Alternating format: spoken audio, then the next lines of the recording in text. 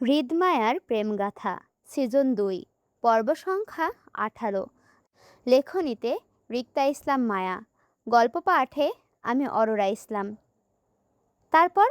তারপরের দিনগুলো সুন্দরী যাচ্ছে। হৃদমায়ার মেজবানের অনুষ্ঠানের পর হৃদমায়াকে নিয়ে ঢাকা চলে যায় খানবাড়িতে। হৃদ নিজের বাড়ি ছেড়ে ঢাকার খানবাড়িতে উঠেছে। একাকী মায়া হৃদের সঙ্গে খানবাড়িতে থাকছে। দুজনের টোনাটনির সংসার বেশ সুন্দর সুখময়। মায়ার মাঝে বেবিকে নিয়ে কষ্ট ব্যতীত সে বেশ ভালোই আছে স্বামীর ঘরে। হৃদ জেদি মানুষ, সে নিজের বউকে অন্যত্রে দিতে চায় না। মায়াও নিজের স্বামীকে ছাড়া কোথাও যায় না, এমনকি নিজের বাপের বাড়িতেও না। শফিকুল ইসলাম, জামাল ইসলাম দুজন মায়াদের মেজবানের অনুষ্ঠানের পরদিন চট্টগ্রামে গিয়েছিল জুঁইয়ের মা হবার সংবাদ শুনে। একরোখা জামাল সাহেবও নানা হবেন সেই খুশিতে জুঁই ও আয়নকে মেনে নিয়ে ওদের দাওয়াত করেন আশুগঞ্জ যেতে। আয়ন জুঁই দুজনেই জামাল সাহেবের সঙ্গে অতীতের সকল মনোমালিন্য ভুলে সম্পর্ক ঠিক করে নেন। কিন্তু হৃদ এই ব্যাপারে উদাসীন। সে সহজে কারো অপমান ভুলে তাকে অ্যাকসেপ্ট করতে পারে না। মায়ার পরিবারের সাথে হৃদের ঝামেলাও ছিল বড়সড়। শফিকুল ইসলাম, জামাল ইসলাম দুই ভাই খানবাড়ির সবার কাছে অতীতের ভুলের জন্য ক্ষমা চেয়েছিলেন। হৃদ সেদিন বাড়িতেই ছিল, কিন্তু মায়ার বাপ চাচার আগমনে সে নিশ্চুপ বাড়ি থেকে বেরিয়ে যায়। কেউ ঠাহর পর্যন্ত করতে পারেনি। তাই শফিকুল ইসলাম আর তার ভাই জামাল ইসলামের আদৌ ক্ষমা চেয়ে হৃদের মুখোমুখি হতে পারেনি। হৃদ সেই সুযোগটাই দিচ্ছে না। হৃদ যে ব্যাপারটা এড়িয়ে যাচ্ছে সেটা দুই পরিবারের সবাই বুঝেছে, এমনকি মায়াও বুঝেছে। কিন্তু এই ব্যাপারটা নিয়ে মায়া আপাতত বাড়াবাড়ি করেনি। হৃদ যে কাউকে সহজে ক্ষমা করতে পারে না এটা মায়াও জানে। হৃদ মায়াকে কখনো ক্ষমা করতো না, যদি না হৃদ মায়াকে ভালোবেসে বাধ্য হতো। হৃদ খান পারলে মায়াকে নিজের জীবন থেকে দূরে রাখত, যদি সে মায়াকে ভুলে থাকতে পারত। হৃদ খান নিজের মনের সাথে পেরে ওঠে না বলে সে বউকে ছাড়া কিছুই বুঝে না। তাই মায়াও হৃদের বাধ্য বউ হতে চায়। আজকাল হৃদের সঙ্গে বেবি নিয়ে মায়া বাড়াবাড়ি করে না, তবে বেবির আশাও মায়া ছেড়ে দেয়নি। মায়া অন্য ফোন দিতে আসে। হৃদ যেহেতু বেবি চাচ্ছে না, তাই মায়া হৃদকে না জানিয়ে ডাক্তারের কাছে যাবে চিন্তা করেছে। মায়ের একা ডাক্তারের কাছে যাওয়া সম্ভব না, সেজন্য সুফিয়া খান কিছুদিনের মধ্যে ঢাকা আসলে ওনাকে নিয়ে যাবেন।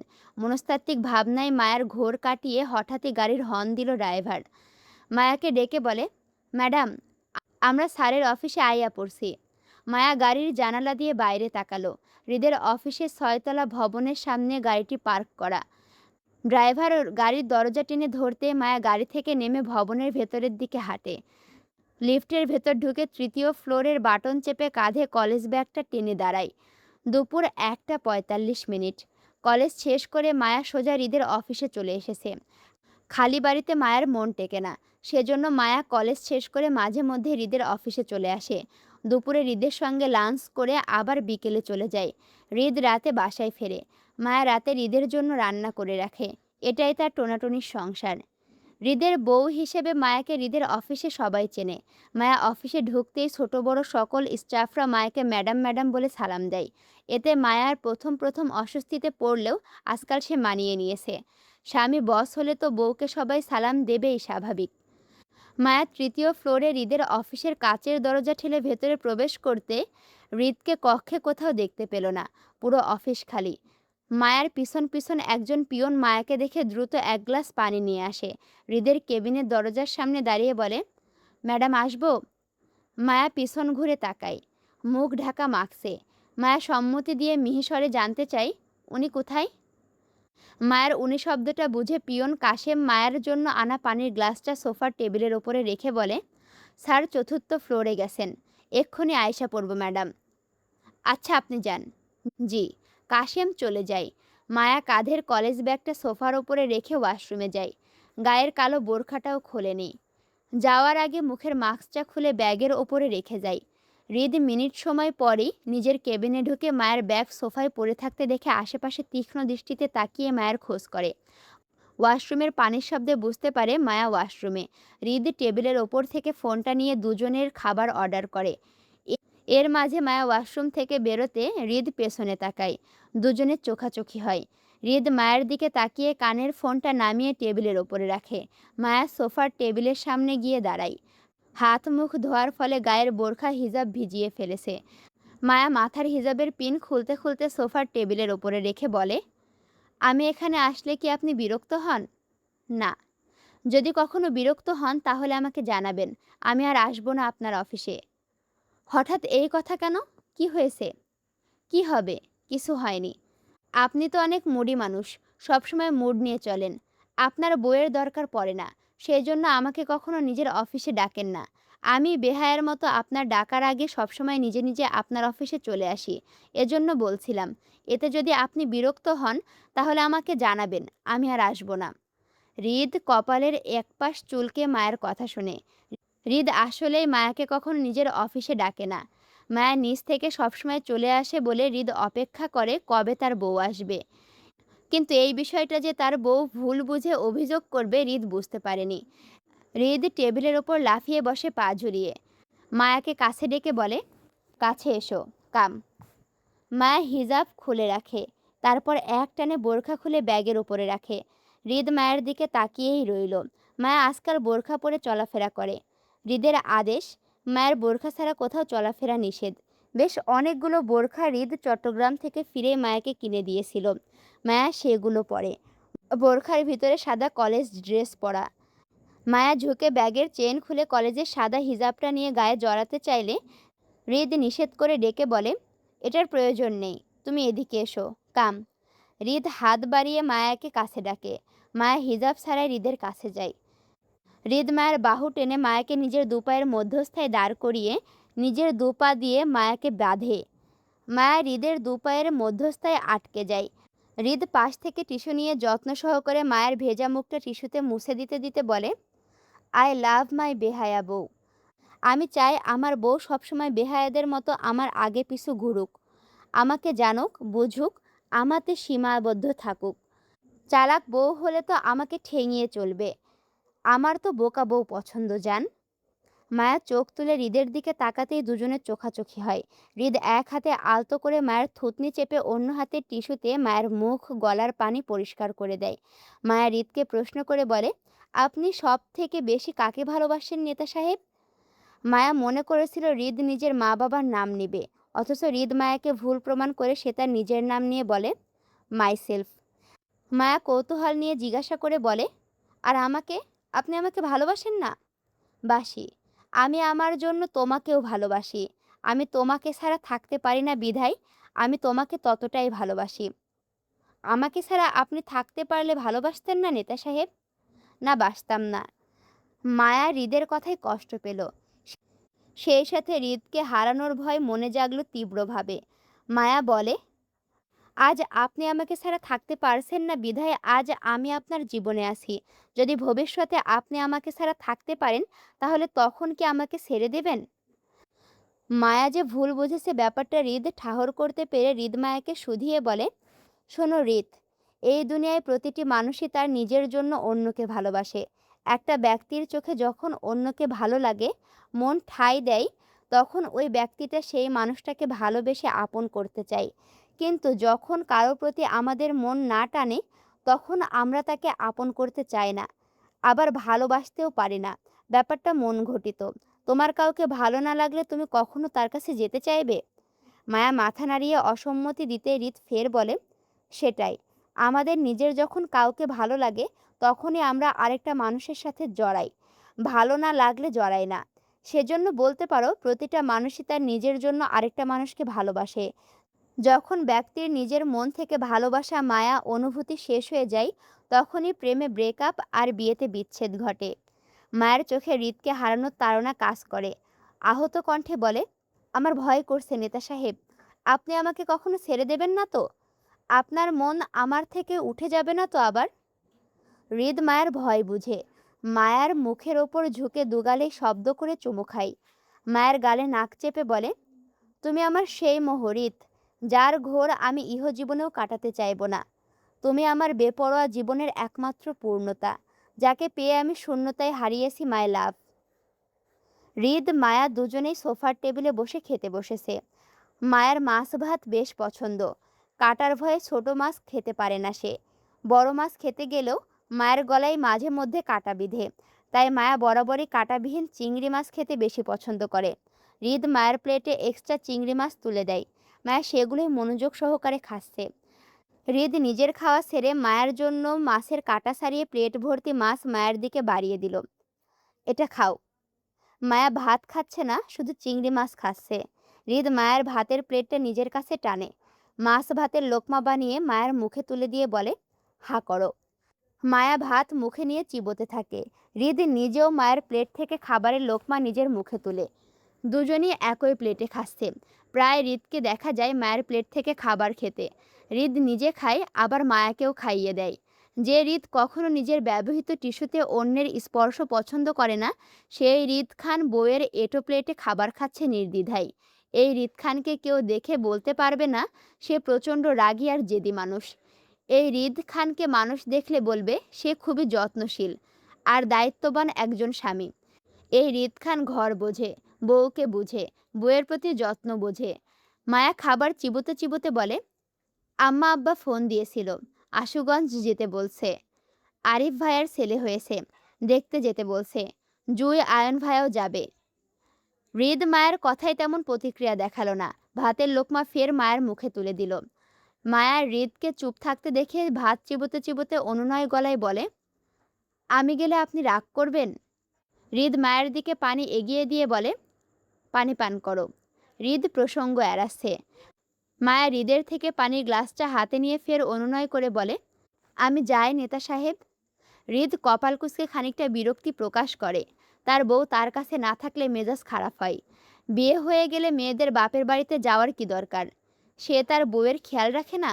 তাহলে আবার বাপের বাড়ি কেন? সবাইকে দেখতে মন চাইলে সবাইকে বলুক তার বাড়িতে চলে আসতে। তার এত বড় বাড়িতে সবার জায়গা হবে, তাহলে বউ যাওয়ার কি দরকার? হৃদ খান খানিকটা মেজাজ নিয়ে বিরক্ত স্বরে বলে, সন্ধ্যার আগে বাসায় ফেরা চাই। বউ বাড়িতে না পেলে মেজাজ খারাপ হয় আমার। হৃদ সম্মতি দিয়েছে দেখে মায়া বেশ খুশি হয়। তবে ঢাকা থেকে আশুগঞ্জ আসা যাওয়া 2 ঘন্টা 4 ঘন্টা সময় লাগবে। মাঝে কয়েক ঘন্টা সময় পাবে পরিবারের সঙ্গে সময় কাটানোর।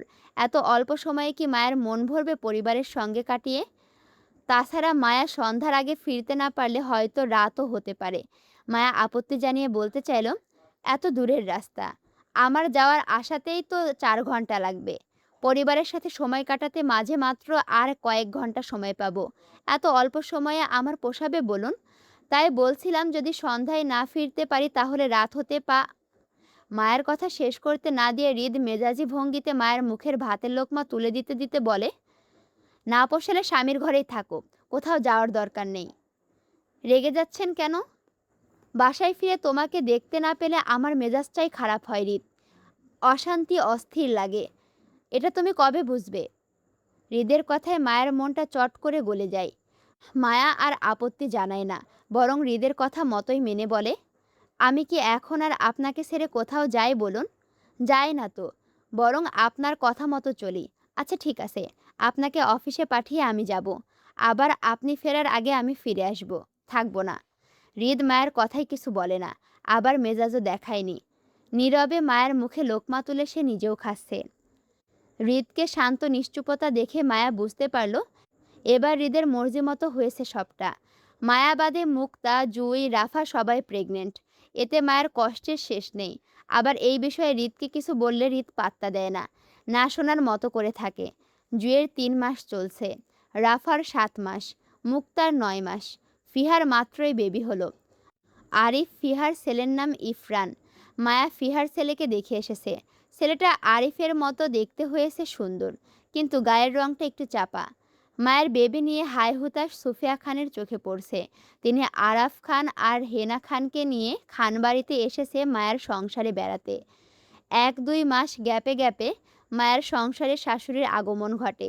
সুফিয়া খান 2 দিন ধরে হৃদের বাড়িতে থাকায় মায়ের বেবিকে নিয়ে দুশ্চিন্তার ব্যাপারটা সুফিয়া খানের নজরে পড়েছে। মায়ের বেবিকে ঘিরে তীব্র আকাঙ্ক্ষা বুঝতে পেরে তিনি হৃদের অনুপস্থিতিতে পরদিন মায়াকে ডাকলেন নিজের কাছে। মায়া সুফিয়া খানের মুখোমুখি হতেই সুফিয়া খান বলল, হৃদ, তোমাকে কোনো কিছু খেতে দিলে সেটা আর খাবে না, কেমন? সুফিয়া খানের কথার মানে মায়া প্রথমে বুঝতে না পেরে অবাক সুরে প্রশ্ন করে বলল, কেন আম্মু? সুফিয়া খান সরাসরি মায়াকে হৃদের ব্যাপারে বুঝিয়ে বলল, তোমার বয়স কম, হৃদ চায় না তুমি মা হও। যদিও আমি এই বিষয়ে হৃদের সঙ্গে একমত পোষণ করছি, তবে কেউ যদি দীর্ঘদিন ধরে প্রেগন্যান্সি রোধের মেডিসিন সেবন করে, তাহলে সেই নারীর মাতৃত্বের সমস্যা দেখা দেয়। সে পরবর্তীতে মা হতে পারে না। তোমরা একত্রে সংসার করছো প্রায় ৭-৮ মাসেরও বেশি হয়েছে। সেই জন্য আমার মনে হচ্ছে তোমার আপাতত ওইসব মেডিসিন সেবন করা বন্ধ করা উচিত। নয়তো হৃদের ভুলের জন্য তুমি নিজের মাতৃত্বের স্বাদ হারাতে পারো। এজন্য বলছি হৃদ তোমাকে কোনো কিছু খেতে দিলে সেটা আপাতত খেও না। আমার মনে হচ্ছে হৃদ তোমাকে মাতৃত্ব রোধের মেডিসিন কোনো কিছুর সঙ্গে মিশিয়ে খাওয়াচ্ছে। হৃদকে ব্যাপারটা বলতে যেও না।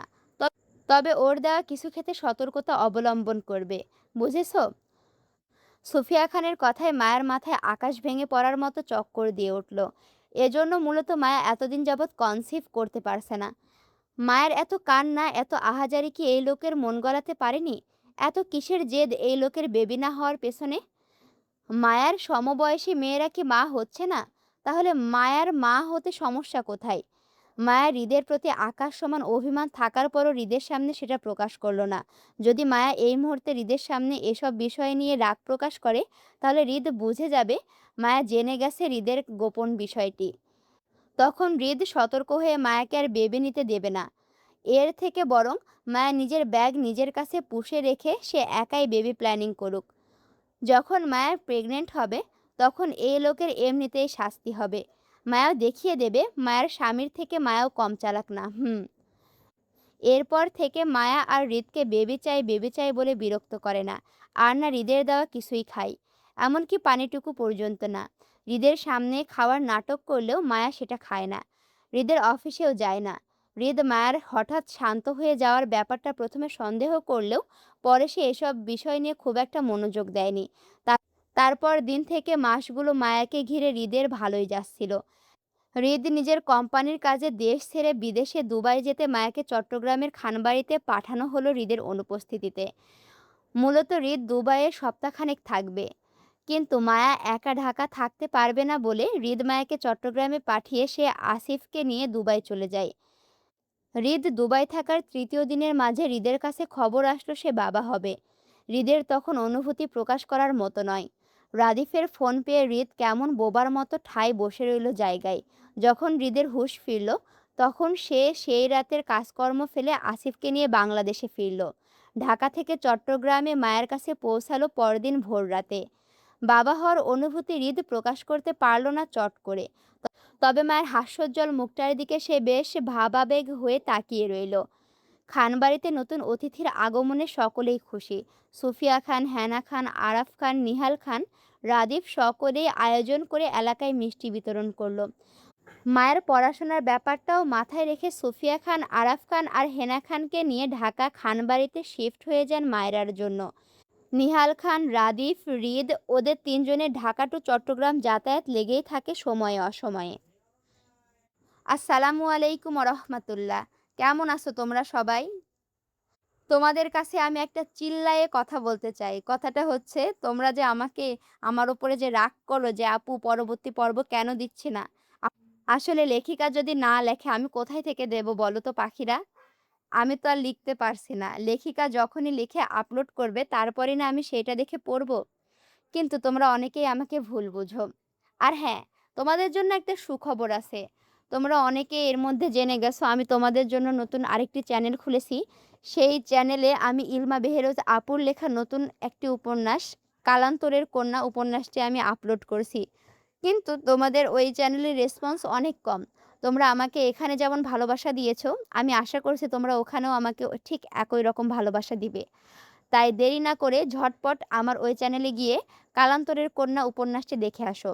আমি তোমাদেরকে গ্যারান্টি দিয়ে বলতে পারি তোমাদের এই উপন্যাসটা অনেক ভালো লাগবে। তাই উপন্যাসটি যেন মিস না করো। তাই পিন্ড কমেন্টে লিংক দেওয়া আছে, লিংকে প্রবেশ করে উপন্যাসটি দেখে আসো এবং অবশ্যই কমেন্ট করে জানাবে উপন্যাসটি তোমাদের কাছে কেমন লাগছে। দেখা হচ্ছে পরবর্তী ভিডিওতে।